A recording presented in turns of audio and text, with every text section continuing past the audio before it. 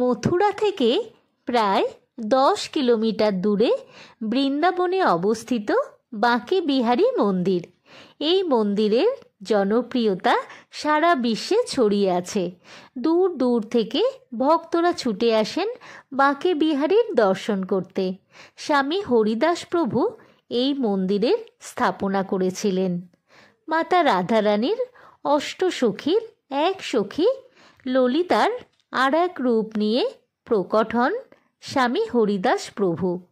স্বামী হরিদাস প্রভু গায়ক তানসেনের গুরু ছিলেন। স্বামী হরিদাস প্রভু শ্রীকৃষ্ণের অত্যন্ত ভক্ত ছিলেন।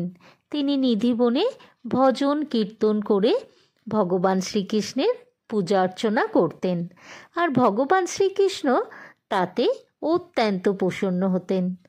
আর গোটা নিধিবনের পশু পাখি খাবার জল ত্যাগ করে কোনো রকম কোলাহল না করে চুপ করে সেই ভজন কীর্তন শুনতেন। দিনের পর দিন ভজন কীর্তন করার পর খুবই প্রসন্ন হয়ে ভগবান শ্রীকৃষ্ণ ও মাতা রাধারানী প্রকট হন।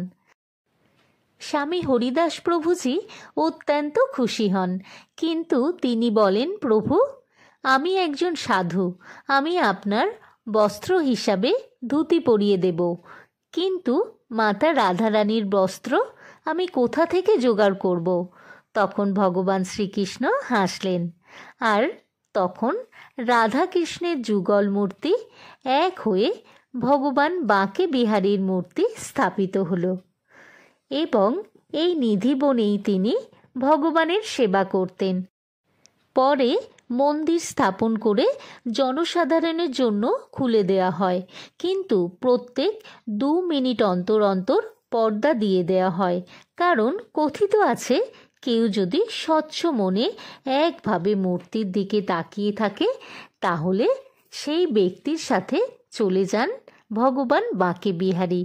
তাই তখন থেকে এই পর্দার ব্যবহার চলে আসছে, কারণ তিনি ভক্তের প্রেমে বশীভূত হয়ে যান। এই মন্দিরে চোখ বন্ধ করে পূজা করা হয় না, বাঁকে বিহারীর চোখের দিকে তাকিয়ে প্রার্থনা করা হয়। এই মূর্তিতে এমন আকর্ষণ রয়েছে যা ভক্তকে তার দিকে আকর্ষিত করে এবং ভক্তের চোখ থেকে অশ্রু ঝরে পড়ে। এই মন্দিরে কোনো শঙ্খ বা ঘণ্টা বাজানো হয় না, কারণ এই ভগবানের এই সব আওয়াজ পছন্দ নয়। এখানে শান্তিপূর্ণভাবে মন্ত্র উচ্চারণ করা হয়। স্বামী হরিদাস প্রভুই বাঁকে বিহারী নাম দেন, কারণ বাঁকে বিহারীর বিগ্রহ হাত, কোমর ও পা বাঁকা, আর বিহারী মানে ভ্রমণ করা। বাঁকে বিহারীর মন্দিরে সারা বছর ভক্তের সমাগম লেগে থাকে। রোজ লাখ লাখ ভক্ত দর্শন করতে আসেন। 5000 সাল পরেও এই বিগ্রহের কোনো রকম কোনো পরিবর্তন হয়নি, আজও একইভাবে বিরাজমান। ভিডিওটি ভালো লাগলে সাবস্ক্রাইব করে দেবেন। সবাই ভালো থাকবেন।